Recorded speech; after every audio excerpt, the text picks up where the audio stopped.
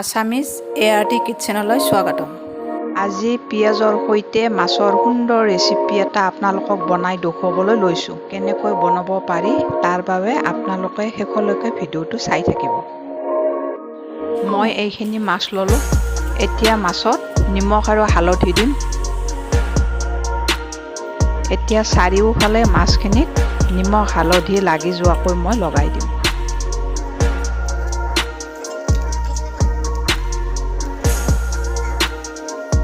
এতিয়া মাছখিনিৰ ওপৰত নেমু অলপ চেপি ল'ব।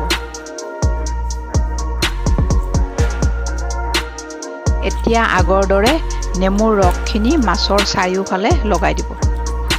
নেমু টেঙাৰ ৰসখিনিৰ কাৰণে মাছটো পাছত খাই ভাল লাগিব। কোনোবাই টেঙা নিদিয়াকৈও বনাব পাৰে যদি বিচাৰে। কেৰাহীত তেল গৰম হ'বলৈ দিলোঁ। তেল গৰম হৈ গ'ল।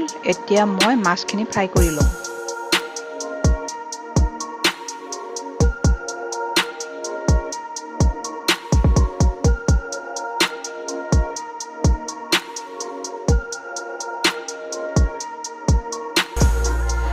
মাছৰ দুইটা ছাইড ভালকৈ ফ্ৰাই কৰি ল'ব।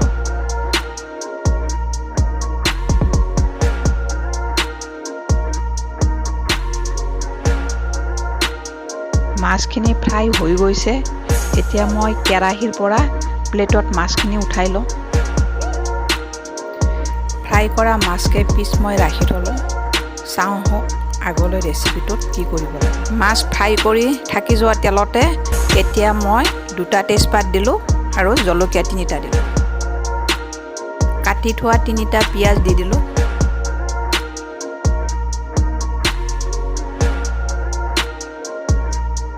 পিঁয়াজটো কোমল হোৱালৈকে অলপ ভাজিব, দেৱাই যাব নিদিব। ধনিয়া গুড়ি আধা চামুচ দিলোঁ।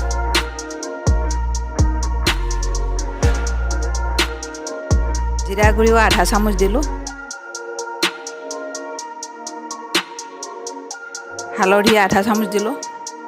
এইটো ৰেচিপিত হালধিটো কমকৈ দিয়া যায়। কাশ্মীৰী মিৰ্চ পাউডাৰ অলপ দিলোঁ ৰংটোৰ কাৰণে। এইটো অপশ্যনেল, কোনোবাই দিবও পাৰে নিদিবও পাৰে। নিমখ দিব আপোনালোকৰ সোৱাদ অনুযায়ী। এনেকৈ কিছু সময় লৰাই লৰাই ফ্ৰাই কৰি ল'ব মিডিয়াম ফ্লেমত। এতিয়া মই 2 গিলাচ গৰম পানী দিলোঁ।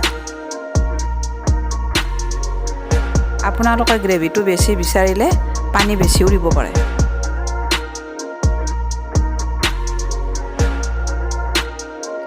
পানী দিয়াৰ পাছত ফ্ৰাই কৰি থোৱা মাছখিনি মই ইয়াতে দি দিলোঁ। যদি আপোনালোকে মোৰ চেনেলটো ছাবস্ক্ৰাইব কৰা নাই, ছাবস্ক্ৰাইব কৰি ল'ব। থকা বেল আইকনটো টিপি দিব যাতে আপোনালোকে মোৰ ভিডিঅ'বোৰ চাই থাকিব পাৰে। এতিয়া ল' ফ্লেমত দিলোঁ, ঢাকনিখন লগাই দিলোঁ। এনেকৈ 15 মিনিটমান উতলিব দিব।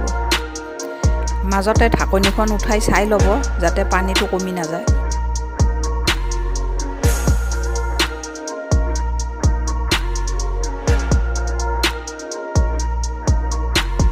আজি ৰেচিপি তৈয়াৰ হৈ গৈছে। দেখিবলৈ বহুত টেষ্টি যেন লাগিছে। আপোনালোকেও ঘৰত বনাই খাই চাব। কেনেকুৱা লাগিলে কমেণ্টত জনাব আৰু খাই ভাল পালে ভিডিঅ'টো লাইক কৰিব। ভিডিঅ'টো শেষলৈ চোৱাৰ বাবে ধন্যবাদ।